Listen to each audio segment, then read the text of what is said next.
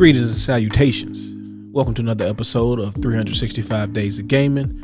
Appreciate you taking our time to check out the video. Like, share, comment, subscribe. All those things are greatly appreciated. But without further ado, let's get into it.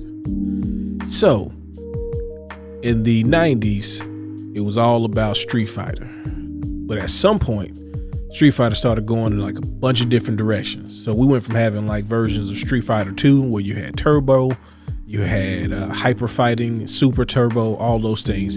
Then all of a sudden there was like all of these different versions, whether it was a crossover with some Marvel stuff or crossovers with other games or movie versions, which was super weird.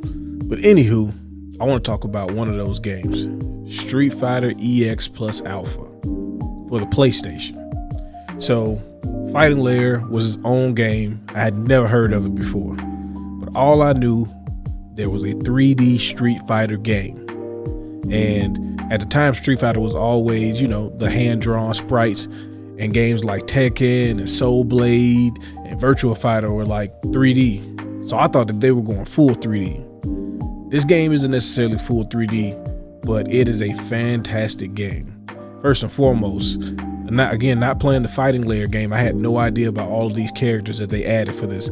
I just thought this was like another version of like Alpha or something, because it had Alpha in the name as well, right? But the characters are super cool. You got like Cracker Jack, you got Skullomania, you got Pullin Perin, and then you have people like Alan, who somehow is even more American than Guile. But then you got like all of the Street Fighter characters that I care about. Most of them. There was no Sagat, which hurt my feelings, but I got Akuma, so I was happy about that. And then of course you got Ken, Ryu, Chun-Li, Guile, Dhalsim, Zangief, and you got people like in Bison, because sometimes Bison ain't playable, right? But in this version he is, and one of my favorite versions of Bison, because he still does the Psycho Crusher, but then his super, he actually does like the Psycho Ball. So it was really cool to have all those different characters in this new way of playing. Then also, I'm a big fan of like long dramatic combos. That's why I like a lot of the crossover games. And in this game, you could cancel supers into supers. So not only can you go from special move to super, but you can go from special move to super to another super to another super. And when you beat someone with a super move, they had the meteor come crash into the earth and all of that. And I mean, like all of the presentation stuff was crazy. Some of the best Street Fighter music. Like soundtrack is bananas. I would invite you just to check out the soundtrack, right? Graphically, it's a little odd. It feels kind of floaty when you first play it. You have to adjust to it because it doesn't feel like any fighting game that I played. Like I said, it's a little floatier than the normal Street Fighter, but not quite like flying in the air like some of the Marvel crossover games. But it's really cool.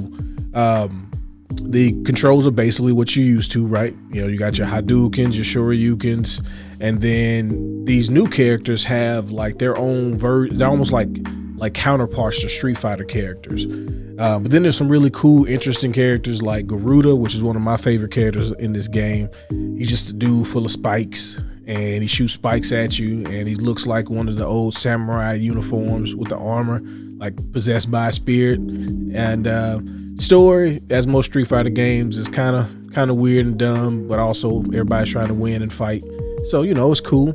You also got people like Doctrine Dark, who I really want to see in a non-Fighting Lair game. Like I want him to be in another Street Fighter, maybe Street Fighter 6, fingers crossed. Like he's like a French serial killer, so he's like a French Jack the Ripper, but he has like a toolkit, right? So he's got the wire that he could throw and do some Scorpion get over here stuff. Then he's got an explosive, which he literally just says explosive, and you touch it and you blow up.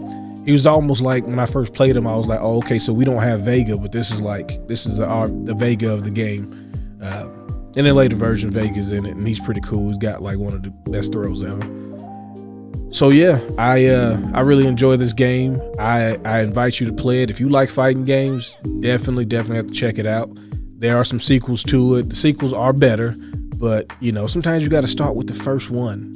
You got to get your feet wet. You gotta stay grounded, and then you get a chance to play the other versions, which we'll probably talk about in some later videos.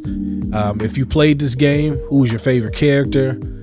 Why is Ken awful? and you know, tell me some stories about you getting down on this game. I really enjoyed it, and I hope you did. And as always, thanks you for checking out the video. Have fun, be safe, peace.